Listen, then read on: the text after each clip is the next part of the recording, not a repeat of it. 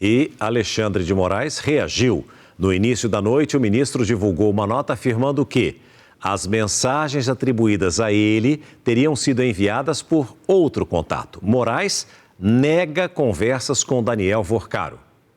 A declaração divulgada pela Secretaria de Comunicação do Tribunal afirma que uma análise técnica realizada nos dados telemáticos de Daniel Vorcaro constatou que as mensagens de visualização única enviadas por ele no dia 17 de novembro de 2025 não conferem com os contatos do ministro Alexandre de Moraes nos arquivos apreendidos.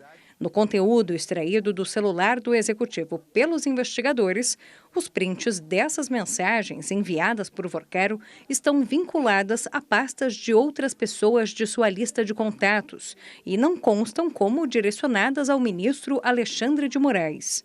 A nota ainda atribui o vazamento das conversas do banqueiro à CPMI do INSS.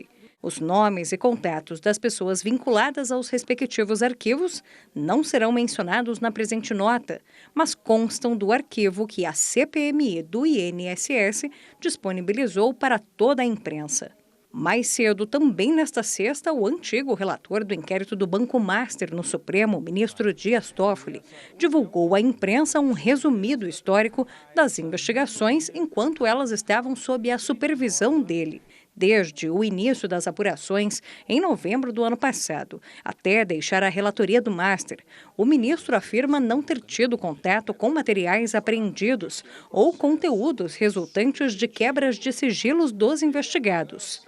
Toffoli abriu mão do caso em 12 de fevereiro, pressionado por ter sido mencionado em conversas do banqueiro periciadas pela Polícia Federal. A investigação do Banco Master já havia aberto outra rusga que se mantém entre a Procuradoria-Geral da República e o ministro, atual relator do processo, André Mendonça. Ao determinar a prisão de Daniel Vorcaro, executada nesta quarta, além de outras medidas cautelares, Mendonça rebateu a PGR, que havia pedido mais tempo para se posicionar sobre o caso e também havia afirmado não ter visto perigos que justificassem uma manifestação em prazo de 72 horas. O advogado criminal e integrante do Instituto Brasileiro de Ciências Criminais diz não ver com estranhamento a postura da PGR, já que, por ser o órgão de acusação responsável por apresentar denúncias, o peso da análise é outro. A Procuradoria, para concordar com a prisão, que é uma prisão sem prazo de validade, a prisão preventiva, ela precisa entender se ela vai ter elementos, vai ter possibilidade de, em curto espaço de tempo, oferecer uma acusação. O Supremo Tribunal Federal ele pode quase tudo, né? Ele tem o poder final da caneta, mas ele não pode acusar pessoas. Então, é um embate entre Procuradoria e o ministro André. Vamos ver as cenas dos próximos capítulos. E agora há pouco, o Procurador-Geral da República, Paulo Gonet, se defendeu das críticas do ministro André Mendonça, do STF, sobre o prazo para a manifestação sobre a prisão de Daniel Vorcaro. Gonet afirmou que o posicionamento do Ministério Público não pode ser considerado uma formalidade vazia de importância e que não cabe à Procuradoria atuar sem ponderação. A analista de política do SBT News, Basília Rodrigues, se junta a nós a essa cobertura. Eu já pergunto para você, Basília, essa crise no STF que parece não ter fim, não vai ter mesmo fim? Boa noite. Oi, César, tudo bem? Muito boa noite a você, todos os espectadores aqui do SBT News e do SBT Brasil, é claro. O Supremo Tribunal Federal nunca esteve tão exposto e sendo cobrado a dar explicações do que agora, né? Então, quem muito julga agora está na condição de julgado e este é um lugar de incômodo. O ministro Alexandre de Moraes, que apareceu em reportagem do jornal o Globo a partir do cruzamento de dados como alguém que recebeu mensagens de Vorcaro no dia da primeira prisão dele, negou que as mensagens tenham ido para o telefone dele.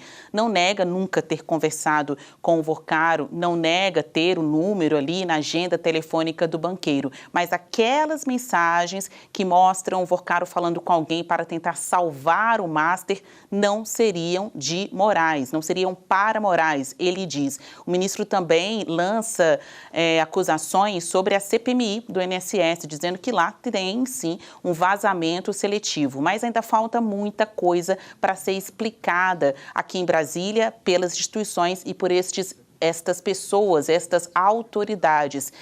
César, muita coisa a ser explicada porque o STF disse que fez uma análise técnica sobre estes dados das mensagens do celular de Vorcaro. Mas quem fez esta análise? Se foi o STF, não tem valor de prova. Se foi a Polícia Federal, o que isso quer dizer? Que o ministro Moraes e a relação que ele tinha com o banqueiro Daniel Vorcaro está sendo investigada? Será que é isso que a gente tem que ver aí nas entrelinhas daquela nota? Uma nota feita pelo Moraes, divulgada pela comunicação do Supremo Tribunal Federal, que não me parece ser para a opinião pública. Tem muito mais ali recados para quem está fomentando essa onda de informações contra ele do que necessariamente prestar contas para o público.